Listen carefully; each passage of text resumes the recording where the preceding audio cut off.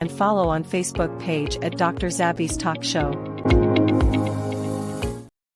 Aki gbogbo wa nílé lóko lẹ́yìn òde, aki wa ipe àkóbòjì ọjọ́ ṣe rí. Mo kí ẹ̀yin ìyá, mo kí ẹ̀yin bàbá, mo kí ẹ̀gbọ́n, mo kí àbúrò. Èmi ọmọ yín olólùfẹ́ yín. Dr. Zabby Talk Show ayé ọpẹ́ ọ̀ṣẹ́ ọlọ́dọ̀ ti yín náà ní agbára lọ́wọ́ Ọlọ́run. Ayé ọpẹ́ máa yọ fún wa, lórí ọmọ, lórí ìdáwọ́lé wa, láyé ọpẹ́ máa fi máa yọ. Èwo la mú wá fún wa lọ́jọ́ títí òní pé ká sáré ṣe àgbéyẹ̀wò ẹ̀. Kó tó di pé a wọnú agbami ètò lọ, mo kí ẹ̀yin ìyá, mo kí ẹ̀yin bàbá tẹ́ máa ń bá wa pín ètò wa. Ẹ̀yin tẹ́ máa ń bá wa like, tẹ́ máa ń bá wa share, tí ẹ máa ń bá wa fi comment sílẹ̀.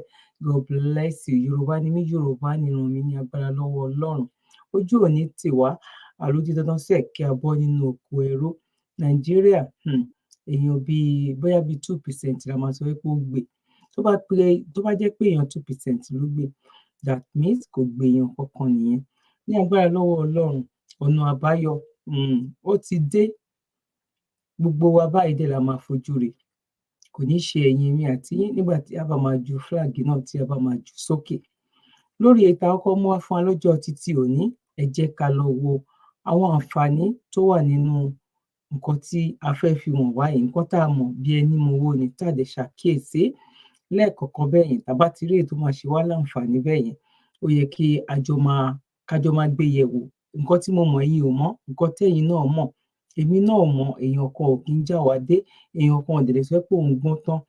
Kò sí ẹni tó mọ nǹkan tán nínú ilé ayé yìí. Lágbára lọ́wọ́ Ọlọ́run, ojú òní tì wá. Ẹ̀yin tó bá jẹ́ nígbà àkọ́kọ́ tẹ́ ẹ ṣẹ̀ darapọ̀ mọ́ wa lórí ìkànnì aláyọ̀ yìí, a máa ń gbé ètò oríṣiríṣi wò. Èyí tó jẹ wá lógún ńbẹ̀ ni pé báwo la fẹ́ kúrò ní oko ẹrú. Ìyẹn ló jẹ́ 120% tó jẹ wá lógún. Lórí báwo ni Nàìjíríà, ibo ló bá wa dé, òun ló jẹ wá lógún wípé àló ti di dandan sẹ́, ẹ jẹ́ a fi ojú àwọn àṣebí, ẹ jẹ́ a fi máa hàn kẹ́ lè mọ̀ wípé àwa ò ja ìjà àti ẹ̀báyàn kankan jà. Orí ẹ̀tọ́ wa òun la dúró lé lórí. Náà ní agbára lọ́wọ́ Ọlọ́run, ẹ bá wa share, ẹ bá wa fi comment yín sílẹ̀ báwo ló ṣe rí lọ́kàn yín. Ẹ̀yin tó jẹ́ nígbà àkọ́kọ́, ẹ subscribe so that anytime tó bá ń ṣe program, ẹ lè máa jẹ́ ní àkọ́kọ́ tẹ́ máa rí notification. God bless you.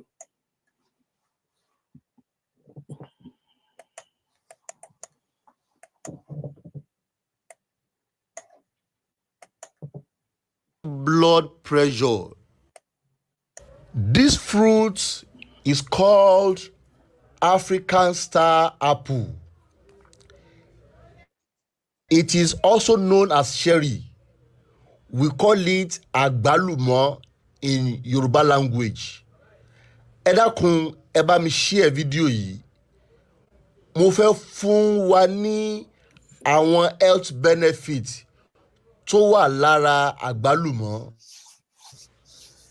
Èso àgbálùmọ́ tẹ́ ń wò yìí, ó cure high blood pressure. Ẹni tí ó bá ní ẹ̀jẹ̀ ríru, ìyẹn ẹni tí ìfúnpá rẹ̀ tó bá ga, èso àgbálùmọ́ yìí tó nítọ̀hún bá lò ó, wàláhì gbogbo nǹkan tó ń jẹ́ high blood pressure, ìfúnpá gíga, yóò di ohun gbàgbé nínú ìgbésí ayé onítọ̀hún. Bákan náà, àgbálùmọ́ yìí ó ń ṣiṣẹ́ fún ẹni tó bá ní chronic pile, akọ jẹ̀díjẹ̀dí tó jẹ́ akọ tó ti strong. Ẹni tí díẹ̀ bá ti yọ, abẹ́ tó yá sí pé jẹ̀díjẹ̀dí akọ ó wà lára rẹ̀, tónítọ̀hún bá lo kóró àgbálùmọ́ yìí bí mo ṣe fẹ́ ṣàlàyé yìí, onítọ̀hún ò ní gbúrò jẹ̀díjẹ̀dí mọ́ láéláé àti láéláé. Ẹ dákun, ẹ bá mi share fídíò yìí, ẹ bá mi share káàkiri kí àǹfààní yìí kó kárí everybody. Ẹni tó bá ní high blood pressure, ẹ̀jẹ̀ ríru, ẹni tí ìfúnpá ẹ̀ ń ga, kóró inú àgbálùmọ́ yìí náà ni ó lọ wá tí ó pọ̀ dáadáa. Yóò wá pa, yóò fọ́, yóò break ẹ̀, yóò yọ kíní white inú ẹ̀ yẹn, yóò yọ ọ́ kúrò tí ó pọ̀, yóò wá sa tí ó gbẹ. Tó bá ti gbẹ tán, wàá farabalẹ̀ lọ, yóò di powder. Wàá máa lò ó ní ṣíbí ìmùkọ méjì láàárọ̀ pẹ̀lú omi gbóná. Ṣíbí ìmùkọ méjì ni wàá bù sínú omi gbóná tí wàá máa lò ó láàárọ̀ kùtùkùtù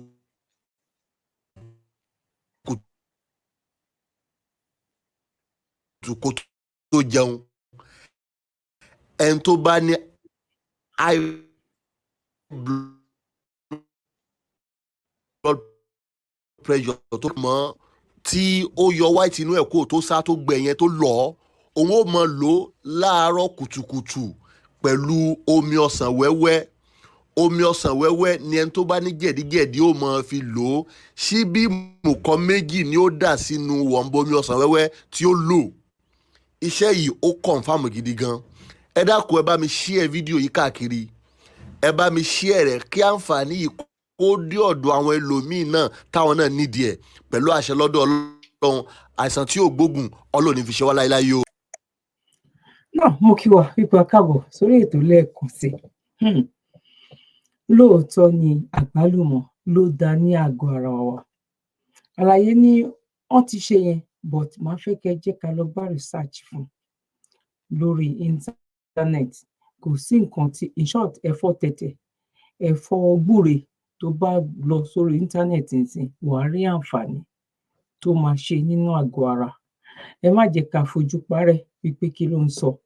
Tó bá ní ẹlòmíì tó mọ̀ wípé ó máa ṣèwúlò fún ẹ jẹ́ ká fi ṣọwọ́ sí i káwa náà tó wá lọ gbá research lórí ẹ̀. Lágbára lọ́wọ́ Ọlọ́run ojú òní tiwa. But èyí tó wá bá wa gangan ń bẹ̀ as ọmọ Yorùbá. Mi ò ní sọ̀rọ̀ púpọ̀ lálẹ́ torí mi ò ní fẹ́ jẹ́ kó gùn. Ibo la ti fẹ́ dúró, ibo la ti fẹ́ máa dá oko yẹn. Bóyá bíi 30 years ago, 40 years ago. Ṣé mọ tó bá ti tó àkókò àgbálùmọ̀ ẹ mọ bóyá máa ń rí kákàkiri everywhere. But ìgbà tí ò tiẹ̀ sí àwọn tó fẹ́ dúró nínú oko tó ò tiẹ̀ wá fẹ́ fún àwọn èèyàn láyè. Ó ń le sí lára àwọn people yìí o. Àmọ́ kí ni ìran Yorùbá kí la ṣe fún àwọn people yìí? Wọ́n fẹ́ jẹ́ ká sá lọ ní by fire by thunder. Wọn care. Àwọn people yìí ti dé. Bọ́n ṣe ń lọ ló ń dé. Ọwọ́ ìjọba gan ò ká wọn. Ẹ wá gbọ́ ọ̀rọ̀ ńlá òun leléyìí. But kó tó di wípé a wọnú ọ̀rọ̀ ńlá lọ, ẹ jẹ́ ká wo nǹkan tó ń ṣe fún ọ̀gbẹ́ni yìí náà.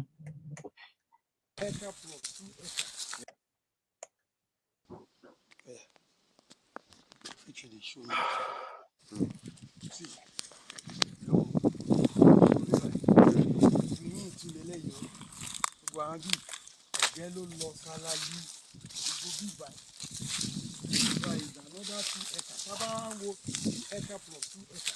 Yes. Láti máa rí 4 acre. Gbogbo bíbá yìí ànàmọ́ ẹ̀gẹ́ ni mo gbìn o.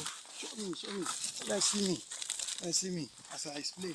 Ẹ wo gbogbo bí ẹ̀gẹ́ ló wà gbogbo bíbá yìí. Lọ òkè lọ́hùn. Ẹ wo wọn ọba ẹ̀gẹ́ tó kù fún mi. Ẹ wo. Show them. Ẹ wo. Kí ló wá kù? Bring it back now. I'm still talking. Kí ló tún wá kù fún mi? Kí ló tún wá kù? Gbogbo nǹkan tí mo fẹ́ fi ṣọ́ra ajé ó ní. Ẹ wo. Show them this place. Oh, this the carry camera. This place, show them. This place now my cassava place with that. God. Africa. Hey. Are you showing them? Yes, sir. Please, show me back. Ẹ wo. Gbogbo bíbá ẹ̀gẹ́ ni. Wọ́n ti wá. Just for what? Ibi báyìí is another 2 acres on his own. Ipe mo ti ẹ̀ka plot níbí báyìí. Mo ka 12 plot, mo ka 13 plot. Ibi gbogbo bíbá ẹ̀gẹ́ ni o. Tí àwọn Fúlàní ti wá ṣe Barna. Àti last week mo ti rí gbogbo eléyìí tí mo wò pé ṣeré ni àbò tán. Much o. It is well. Cut it. Ó ṣe ni láàánú o. Ó ṣe ni láàánú. Ogun leléyìí. Ìjà abẹ́lé, ogun abẹ́lé òun ni eléyìí. Èmi ò mọ nǹkan tí àwọn governors tán ń wò. Àwọn people yìí ò lè sọ wípé àwọn ò gbọ́. But nǹkan tó wà lẹ́yìn ọ̀fà ó ju èjé lọ. Báwo náà ṣe máa ń sọ? Nǹkan tí àwọn gan face wọn rí ti aráàlú, wọn rí ti wọn rò. Wọn rí ti aráàlú rò.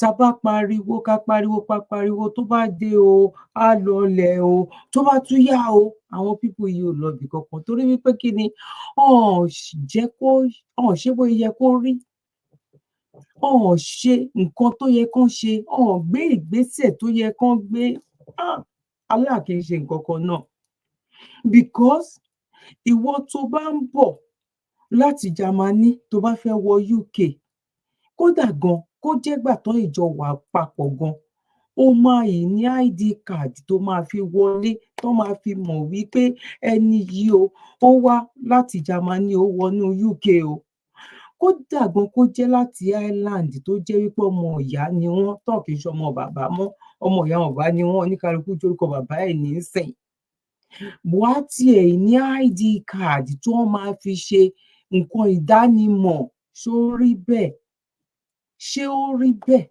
nínú ibi tó ń pè ní Nàìjíríà yìí ẹ wo ìyà tán fi ń jẹ àwọn èèyàn wa ẹ wo bọ́n ṣe ń sọ ẹni tó jẹ́ wípé ọwọ́ ẹ̀ wà lókè tó ń gbé wálẹ̀ tí ò dẹ̀ sí ìrànlọ́wọ́ ṣèbí tó bá jẹ́ ìlú òyìnbó ni tó bá bẹ̀rẹ̀ business tó register ó máa lóye oṣù tó máa fún ẹ ná fún trial kó fi lọ try business yẹn ná ó máa níbi tíjọba máa gbà láti support ẹ àwọn eléyìí tí àwọn ló support ara wọn at the end of the day ọmú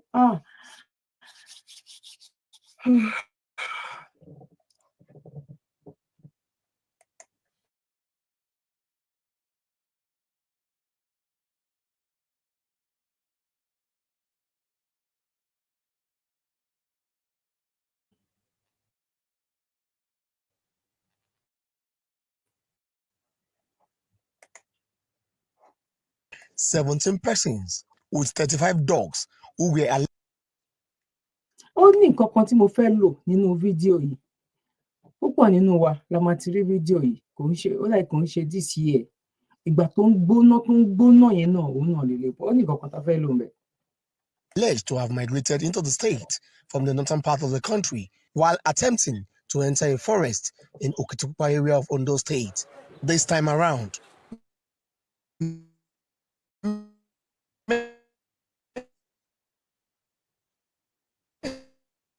of the corps intercepted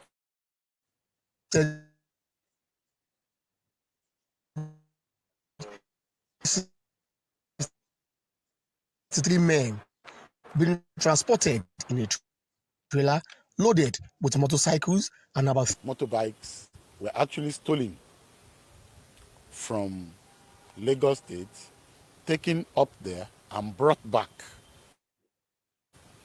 Again, all these youths that are coming, majority of them claim they've in the truck, and some of them claimed they were on their way to Lagos. He said the command is worried about the influx of invaders to the state under the guise of seeking greener pasture. I'm actually bothered that in the last 1 month, we've had instances of well over 350 young men coming into Ondo State, and they claimed they've not been there before, they don't have any job to do, they are just following trucks to Ondo State. That's why the government took a position to send them back to where they are coming from until they...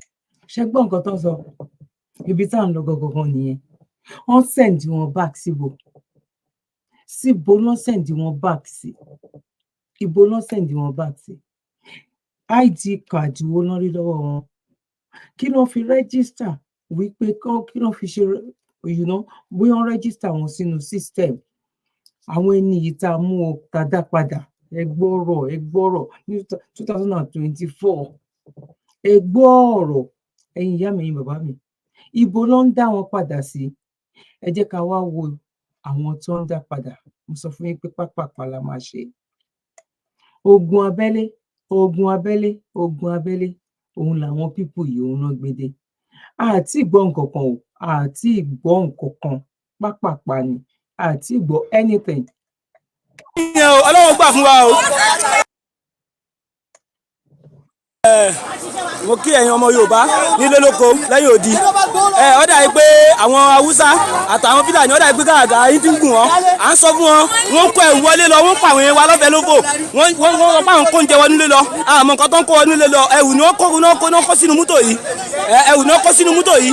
eléyìí ṣe ṣẹlẹ̀ ní o eléyìí ṣe ṣẹlẹ̀ nínú April ní o 2024 o eléyìí ṣe ṣẹlẹ̀ o bóyá ti bí last year lásán yẹn o eléyìí ṣe ṣẹlẹ̀ o tí ó kó tá a ṣó yìí ó ṣe ṣẹlẹ̀ ní o àwọn tó ń lọ gé imú wọn tán gé apá wọn nínú April yìí náà ló ìṣẹ̀lẹ̀ o nínú month tá wà yìí náà sì ní o kẹ́ lè mọ̀ wípé ogun ti dé ogun abẹ́lẹ̀ òun làwọn pípù yìí wọ́n ṣàfẹ́ make sure ṣá ẹ wo ẹni tó wà nínú oko ńsìn kò lè gbé oko because of àwọn ìjọba kan tó yẹ kán ṣe hàn ṣe ànírọ́ náà ń pa sẹ́ẹ̀ mo rí fídíò kan kò ń ṣe bíbá ẹ̀ la máa ti lò yẹn wá mo wá wí pé ṣe rí nǹkan tí mò ń sọ lélẹ́yìí owó tán gbé lọ sókè tó fẹ́ wọ tó jẹ́ pé gbogbo àgbáyé ló mọ̀ pé owó Nàìjíríà bàjẹ́ ó mọ nǹkan tó ń ṣe ṣùgbọ́n ti gbé wálẹ̀ nsìn ṣùgbọ́n ti gbé wálẹ̀ ó mọ nǹkan tó ń ṣe wọ́n fi wá ń ṣe politics ni. àwọn sọ fún wọn pé káwọn upload ẹ̀wọ̀n ọ̀dà lóhùn nínú àwọn Haúsá tó wà níbẹ̀ wọ́n sì tún ní gọ́ọ̀tì wọ́n tún fún ọ láyọ̀yọ̀ wípé kò sí nǹkan tá a fẹ́ ṣe wà lè upload ẹ̀wọ̀n aṣọ wípé aṣọ bẹ́ẹ̀ ọmọ Yorùbá kẹ́ gbọ́. nǹkan tó ọmọ Yorùbá tó fẹ́ gbọ́ fẹ́ ṣe ẹ̀yin tẹ́ wà ń bẹ̀ ni ọ má foko mi dáná ọjọ́ kan lèèyàn máa ń kọ̀bọ̀ tí àwọn ọmọ Yorùbá títí wọn ni wípé káwọn ṣe fídíò kán dẹ̀ lọ sọ́dọ̀ ọlọ́pàá ló bá tán ní Ìlọrin ṣáì tó sẹ pọ́n ti gé e sí wọ́n ti gé imú kò sí kankan nínú wọn báyìí tó ní injúrì kankan gbogbo wọn lọ bẹ́ẹ̀ ni ọmọ Yorùbá ò ní anything tó lè fi safeguard ara ẹ̀ ọ̀hún ní nǹkan kan gbogbo àwọn tán wà yẹn ó ṣá wọn pa bẹ́ẹ̀ àwọn 6 dẹ̀ lọ́nà wá tán wá bá wọn tán gé apá tán gé mo rí fídíò yẹn wọ́n gé òmùka fíńgà èèyàn kan wọ́n gé òun náà wọ́n gé sílẹ̀ wọ́n gé etí ẹlòmíì wọ́n gé sílẹ̀ Haúsá or Fúlàní ó ní wọn ọmọ Yorùbá ò ní nǹkan kan tó fẹ́ fi safeguard rẹ̀ ju wípé ká ṣe fídíò ká jù sórí ayélujára lọ ibì kan ló sọ pé màálù ẹyọ kan kú ń sìn àwọn tó wà lágbègbè yẹn ti bẹ̀rẹ̀ sí ní sálọ torí pé wọ́n mọ̀ pé táwọn tí Fúlàní ẹyọ kan bá dé gan ó máa àpọ̀ ọmọ Yorùbá 50 ṣó yẹ kó rí bẹ́ẹ̀ ṣé bó yẹ kó rí nìyẹn ogun abẹ́lé leléyìí wọ́n bá ń jogun abẹ́lé wọ́n ń pa àwọn èèyàn wọ́n pa Yorùbá díẹ̀ wọ́n ń pa Yorùbá díẹ̀ ni ẹni burúkú lọ́jọ́ tiẹ̀ ká tó lọ síbi ẹni burúkú tó lọ́jọ́ ti tiẹ̀ ẹ jẹ́ ká kọ́kọ́ lọ gbọ́ nǹkan tí àwọn ẹni tó ń ṣe interview fún mi ẹ jẹ́ ká gbọ́ nǹkan tó ń sọ ẹ lè rìn lálẹ́ mọ́ kódà gan pàápàá gan ìgbà tó ò lè rìn lálẹ́ ò lè tún jí ò lè jí láàrin ní ìdájí 6 o'clock ipò fẹ́ mórílẹ̀ ibì kan that means ó máa tó bá tún lọ ní 7 ó lọ ní 8 gan kò tún save Nàìjíríà ó máa wọ Nàìjíríà. Meanwhile, heavy armed bandits attacked a mosque. Armed banditry in Nigeria is becoming more worrisome, and something drastic is needed to tame it. Ogun State Police Command has confirmed that armed bandits intercepted an Abakaliki-bound luxury bus, robbed all the passengers on board, and set it ablaze. The incident occurred at Okeado Junction in Ijebu-Mushin on Ijebu-Ode-Ore Benin Expressway. The vehicle was coming from Maza-Maza in Lagos before it encountered the hoodlums, and the passengers smashed the glass windows and jumped out of the bus before it was completely razed. Meanwhile, heavy armed bandits attacked a mosque in Gusau, the capital of Zamfara, and abducted scores of worshippers. GKB, this can be really worrying, knowing that this is becoming a norm. And this incident that happened where some travelers were intercepted by, attacked by robbers. The incidents, I understand, happened late in the night. Around 1 o'clock. So my question is, why would people be traveling at that time, knowing the security situation in the country? What do you make of what happened, and how do you think we can address the situation? Well, actually, I served at Ijebu State local government. So I served at Ogbere. So I'm very familiar with that terrain. And I know that's the last bastion of civilization before you leave what they call the urban Yoruba land. You start moving towards Ore. So I had a conversation with the police commissioner and the DC. And I asked the DC, what do you call it now? The divisional police officer, DPO. I asked him, why should people be traveling at that time of the night? And he said that people just assume because it's Easter, the next day, that they can simply make it. And that they've not really had something like that for about 2 years in that particular area. And that what really happened was that they told the driver to open the door and he refused. So they said they are going to set fire. So the passenger started jumping out of the window. 2 things we need to do. There is really nothing called safe havens anymore. Everywhere is open to attack. And that must be the mindset that we use carrying forward. Because a lot of people don't seem to be aware that being alert is the fundamental function of security forces. Right. It's not saying that, okay, we've solved the problem in A, it may not rear its head again. It will.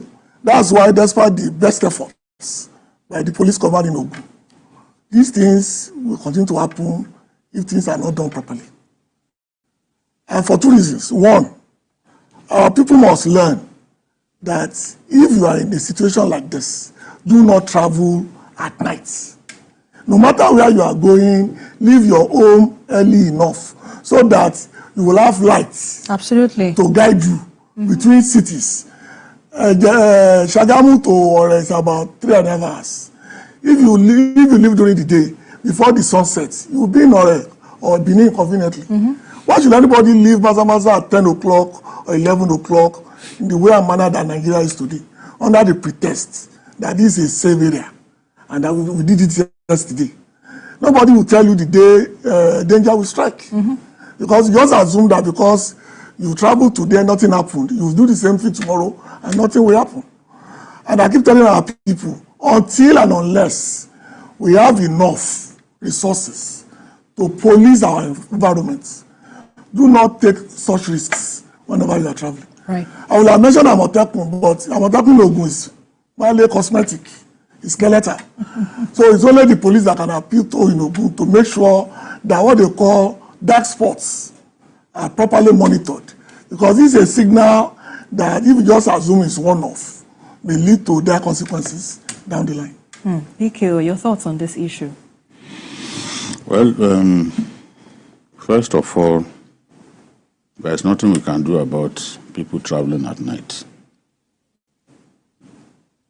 Federal Road Safety Commission is not even permitted to operate at night by law.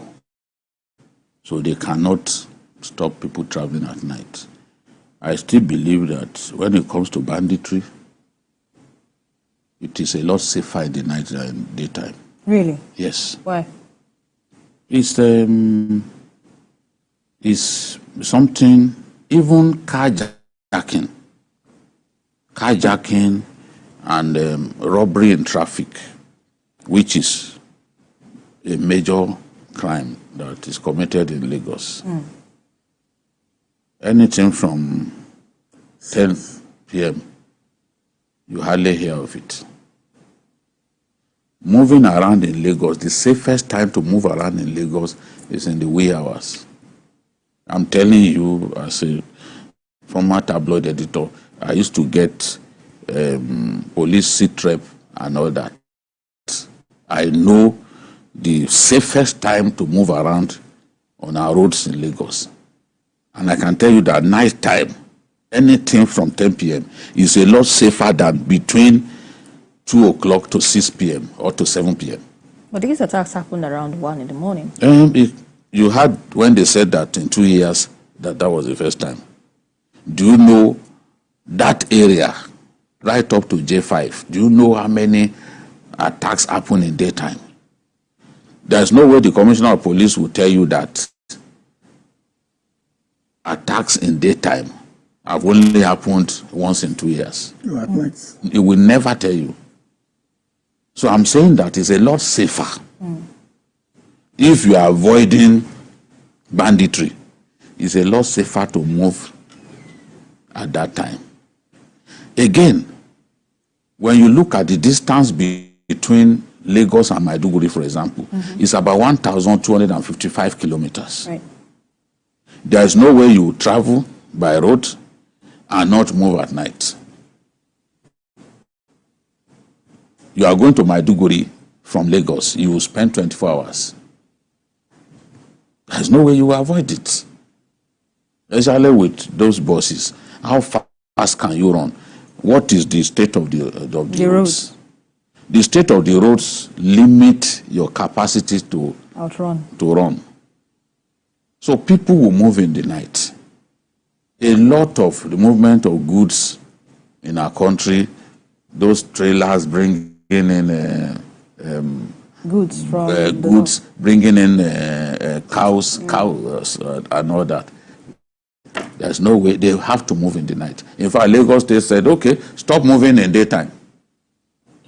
Abi? Lagos State came up with the guideline that they don't want to see articulated vehicles moving in daytime in Lagos. That's why when you close, if you read the news at 10, for example, and you close,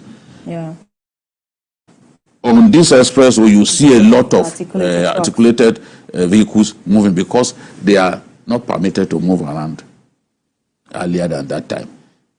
Even tipper drivers and all that in Ogun State, because of accidents and all that, they've also been told don't move in daytime. Except that some try to find a way around it and all that. So what I'm saying is, it's a lot safer to move in the night. Accidents, I'm not talking about accidents, but to avoid banditry, it's a lot safer to move in daytime. Those boys too go to bed now. They operate in daytime and they go to rest, just like the rest of us. So it is not the fault of those people. If the CP is saying this is the first time in 2 years, that should tell you that that is probably the best time to travel. Because compared to daytime, so many times they attack vehicles or now they kidnap people. In daytime, so many. But the magnitude at which they attack these passengers is also a question, a call for concerns. You mean the way? Yes, the way they attack the Yes, we did. No, nobody will have expected that. And that's to tell you the extent of savagery that have been identified, that this guy has been identified with. And that's why we think that if we are serious, we will take out these people. Right. By now, we should know where they are. Okay. Look at the second leg of the topic. Going into a mosque in a holy month to go and pick people. The last 10 days. To shoot at people inside. It tells you that security has collapsed in Zamfara State. And Zamfara needs urgent national intervention because there's nothing this governor can do about it. Before now, he probably thought it would be easy. He and his supporters were accusing the former governor of not protecting the people enough. But I can tell you places that I visited the last time I went to Zamfara, I dare not go now. Yeah. That's a fact. I could move around a lot at that time because it felt safe. I went to Jenge. Mo kí gbogbo wa nílé lóko lẹ́yìn òdì ipa kúbójú ọjọ́ ṣeré gẹ́gẹ́ bí mo promise pé mi ò fẹ́ jẹ́ kí fídíò ìkógun á ti rí àwọn point tí a fẹ́ dìmú ńbẹ̀ tó jẹ́ kókó tí a fẹ́ dìmú wípé kò sí nǹkan tó ń jẹ́ Nàìjíríà, wọ́n fi wá ń play politics ni, wọ́n fẹ́ jẹ́ kó wọlé pátápátá. Ọmọ Yorùbá àyàfi ká fẹnu ṣe ẹyọ kan, ká dẹ̀ má ní lọ́kàn wípé kò sí nǹkan tó ń jẹ́ Yorùbá nation mọ́. Èmi àti yín àṣekan rí, ó máa rí bó ṣe rí yìí, bọ̀ àdúrà èmi àti yín ni pé kọ́lọ́run kó gbà wá kúrò nínú oko ẹrú. ẹ jẹ́ ká sáré lọ gbọ́ eléyìí ká tó wá gbọ́ ògidìgidì ọ̀rọ̀ mi ò ní pẹ́ lórí ẹ̀ bó ṣe lè kó mọ̀ ṣé ti bá wa pín ṣe ti bá wa ṣe ẹ̀ mo fi gbogbo ẹ̀yin tẹ́ ń bá wa dá sí ọ̀rọ̀ foundation wa lágbára lọ́wọ́ Ọlọ́run àrọ́mọdọ́mọ wa ọ̀n ní gbígbà agbára yìí ìyá mi bàbá mi mo dúpẹ́ lọ́wọ́ yín àwọn tí a fún ní nǹkan àwẹ̀ náà wọ́n ṣàdúà lágbára lọ́wọ́ Ọlọ́run Ọlọ́run á wo ọ̀la àwọn tó mọ̀ wá rí tó ń jẹ nínú ìlágùn wa Ọlọ́run àti ẹ̀wọ́ ńlá wípé àwa ò mọ̀ bọ́ ẹlẹ́dàá wa mọ̀ wípé àwọn kan wà níbì kan tó ń ṣàdúrà fún wa lágbára lọ́wọ́ Ọlọ́run owó wa ní kọ̀ǹsàlẹ̀ àpò àrọ́mọdọ́mọ wa kò ní gbégbá bára lágbára lọ́wọ́ Ọlọ́run. God bless you gbogbo ẹ̀yin tẹ́ ń support foundation wa. I want you to know so you know I opened the gbogbo eléyìí tí mo fẹ́ ṣe yìí náà iṣẹ́ àwọn Fúlàní Haúsá ni iṣẹ́ àwọn Fúlàní Haúsá àti àwọn ọmọ Yíbò òun náà lélẹ̀. Now the tetracycline and poured it in a container, and what I perceived immediately was like spice. So I'm like, is this how they do tetracycline now? Let's confirm something. Bring it, let me show you. Open one and pour it. Don't worry, I'll pay for it. I just want you to know so you know where you buy your medications from. Ẹ wo pharmacy ló wà yẹn o, inú pharmacy ni o, inú pharmacy ló wà, ẹ gbà wá. Is that the color of tetracycline? Have you perceived it? It's like spice. Check another company. So this was the company you gave me, right? Is it Naptrinel or Naptenel, whatever? Tetracycline. Okay, open another one. Let's see. Oh my God. This is the correct one. I think you've seen the difference. I've helped you to know. So someone don't buy tabs from your chemist and go and fall sick. Okay. My husband has told me of how someone drank tetracycline and he affected the liver and the person died. From your pharmacy, ibo ló ń go ti rà sínú pharmacy ẹ̀. Ibo ló ti rà. Ìgbà tó jẹ́ pé àwọn òbí kan wà lẹ́kọ̀ọ́ tó jẹ́ pé oògùn tó bá ti expire ibẹ̀ náà Nigeria. Person died. Chemist and go and fall sick. Okay. My husband has told me of how someone drank tetracycline and he affected the liver and the person died. I was asked to take it for these people on my face. And when I started, that one I didn't buy it, someone gave me from a different pharmacy on Mara. When I started drinking that, I started feeling like congestion around my chest. And I stopped taking it. I don't know why I just stopped. My spirit just said, stop taking it. So, and I met all these, just a normal person. I've met like two of them. They said, I should rather take tetracycline and mix with palm oil and apply on my face. So that one said, use it with honey and apply on your face than drinking. That's why I came to buy from you. But when I opened it, perceive it now, it smells like spice, like real spice. Meaning it's fake. So don't buy from this company again and save people's health. This is the correct tetracycline to be used. So I want to pay for one because I've made you to open it. And I would like to... Okay. No, but you can imagine oh my God.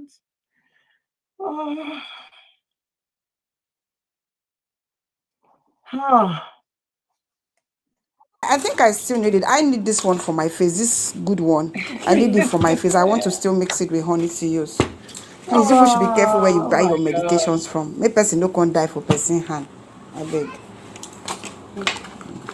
You are shocked, right? I'm shocked too.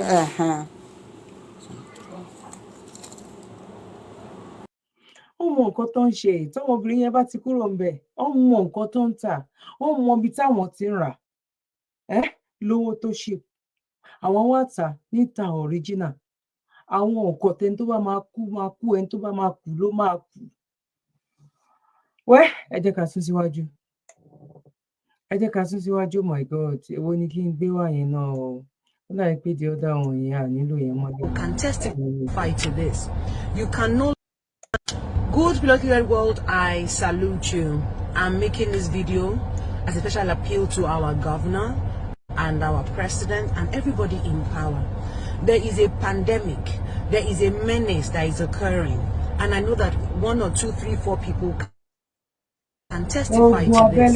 You can no longer walk on the streets in certain areas in Lagos, Oshodi, Agege, Lagos Island, and some other environs, to mention a few. You can't pick a phone call on the road as you are walking. This bunch of guys will gather around you and they will demand for your phone if they don't even snatch it. And when they snatch your phone, they will tell you brazenly to your face, we've had cases of a snatch phone there. So they had to end up paying 50,000 naira. Yesterday, this one happened and it hit close to home. A crew member of ours, we kept on calling him because so we were worried. We kept on calling, so he was forced to pick his phone on the streets of Agege, and suddenly 7, 8 boys gathered around him, brandishing weapons. But please understand that this thing happened around 9:30 a.m. in the morning. Busy. People were passing, people were going, but everybody ignored him. And don't like that was watching the exchange. It means that this is what is occurring in that place. They were pushing him around, they were telling him that they will stab him, they will kill him, and nothing will happen until he paid, because he wanted to collect his phone. He ended up parting with 5,000 naira yesterday. And as it was another story, another person was confirming it, that 3 weeks ago the same thing happened to her. Along. This seed that has been planted, what's in the tree, what's in the meta very soon become a forest. We are begging. This is a country and a state that has law and security. These boys are claiming, when you talk to them, Baba Walowa Nijoba, Mama Walowa Nijoba, Uncle Wani brother Wani, please, we are citizens and we are begging. Insult and just begging, because the security of the citizenry is part of your mandate. These boys are becoming brazen, attacking people in broad daylight. Broad daylight, everybody, demanding, exploiting, extorting, threatening. We are not safe in our cars if we think that this does not concern us. Wanting con window already. We are not safe. So please, I beg our governors to please look into this and nip this. Something seriously is happening. Something very serious is happening.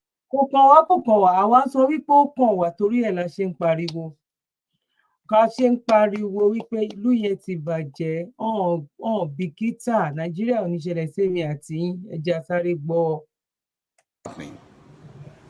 And our so-called political elites and leaders do not care. Yeah. They're not doing anything about it. They feel very unconcerned about it. Our political elites do not care about it. Our people are left rudderless, tossed here and there by the tempests and the winds of the sea. Nobody cares. Nobody. Every day we hear stories of thousands and thousands of Futajelong Gambari Fulanis being transported by every means of transportation down into our land. Every day. Down into the John Nation. Every day. Down into Igbo land. Every day. Down into Shekiri land. Every day. Down into Ogoni land. Every day. Down into Yoruba land. Every day. Every down day. Into Edo. Every day. Every day. Every day. In the most unthinkable fashion. Yeah. In their thousands. Yeah. If you go to Bayelsa today, as I'm talking, all the fishing settlements and the farming villages are occupied and controlled by these fellows. Yeah. Yeah. We are job people, we are strong. We came here, nothing is going to happen. Yeah. A man is always strong. Lè gba gbogbo wọn. Bẹ́ẹ̀ náà ni Chief Sunday Igboho. Ibi mélòó ni Chief Sunday Igboho fẹ́ pera wọn sí? Àwọn ló fẹ́ lọ Ọ̀yọ́, àwọn ló fẹ́ lọ Abẹ́òkúta, àwọn ló fẹ́ lọ sí Ìlọrin, àwọn ló fẹ́ lọ sí Ondo, àwọn ló fẹ́ wá sí Ogun State náà, èèyàn kan ṣoṣo. Bóun náà ṣe ń sọ pé àwọn ìjọ yìí náà, àwọn ìjọ náà ń fara gbà. But àwọn gọ́vnà yìí gangan, gbogbo ẹ̀ là ń pè president, àwọn governors. Ṣé ọmọ ni bọ̀ torí pé ó ti bàjẹ́, oníkálukú ń létí ẹ̀ ní, ẹni tó bá máa kú kó kú, ẹni tó bá máa kù ní kó kù, kò séyìí tó kàn. Nàìjíríà ò ní ṣẹlẹ̀ sí èmi àti yín. kò ní ṣẹlẹ̀ sẹ́mi àti yín lágbára lọ́wọ́ Ọlọ́run. Bó ṣe máa dàrú tó máa bàjẹ́ táwa máa rí tiwa yọ kúrò ńbẹ̀, òun lọ́lọ́run, torí eléyìí ti wá pọ̀ jù. Ojoojúmọ́ kan tó bá lọlẹ̀ á wá sókè, tó bá lọ òkè á wálẹ̀, tó bá lọ ẹ̀gbẹ́ á lọ àárín. Kó má sí a good year tó máa sọ pé odindi ọdún kan leléyìí o. Ó ti Buhari wà ńbẹ̀, ariwo yìí là ń pa. Eléyìí náà tún débẹ̀, ariwo yìí là ń pa. Kí ló dé? Kí ló dé? Ṣé bóyá mo máa ríran leléyìí? Mo kí wa lẹ́ẹ̀kan sí pa kú ojú ọjọ́ ṣe rí. Mo kẹ́yìn ìyá, mo kẹ́yìn bàbá, mo kí ẹ̀gbọ́n, mo kí àbúrò. Gbogbo ẹ̀yin tí ẹ̀ ń bá wa dá sí ètò wa, mo kí yín. Gbogbo ẹ̀yin tí ẹ̀ ń ṣèrànlọ́wọ́ fún wa náà, a kí yín. Gbogbo ẹ̀yin tí ẹ̀ ń bá wa like, tí ẹ̀ ń bá wa share, tẹ́ tún ń fi comment sílẹ̀, bẹ́ẹ̀ ṣe ń kí mi pé mo kú ètò, bẹ́ẹ̀ náà lèmi náà kí yín pé a kú ojú ọjọ́ ṣe rí lágbára lọ́wọ́ Ọlọ́run. Mi ò ní ṣìwí, ẹ̀yin náà ò ní ṣì mí gbọ́, mi ò wá ní jọra mi lójú. Gbogbo nǹkan tí n bá sọ tó bá kù díẹ̀ káàtó, ẹ ṣáà bá mi tún ṣe. Ẹ mọ̀ pé mi ò gbọ́n tó yín. O lè sọ pé o gbọ́n tó èèyàn 200 tó bá wo nǹkan tó bá sọ. Àwa ò gbọ́n bọ̀, ẹ̀yin náà lẹ máa ń bá wa fi làákàyè, lẹ máa ń bá wa fi tún ṣe. God bless you. Bíbá la máa dúró sí lọ́jọ́ títí òní. Mo kí ọkùnrin, mo kóbìnrin, mo kọ́ ọmọ kékeré, mo kí àgbàlagbà, bẹ́ẹ̀ náà ni mo kí ẹ̀yin ẹlẹgbẹ́ mi, mo kí ẹ̀yin bàbá mi, ẹ̀yin ti ẹ̀yin ìyá mi náà. God bless you. No going back ni mo dẹ̀ mọ̀ pé lágbára lọ́wọ́ Ọlọ́run sẹ́.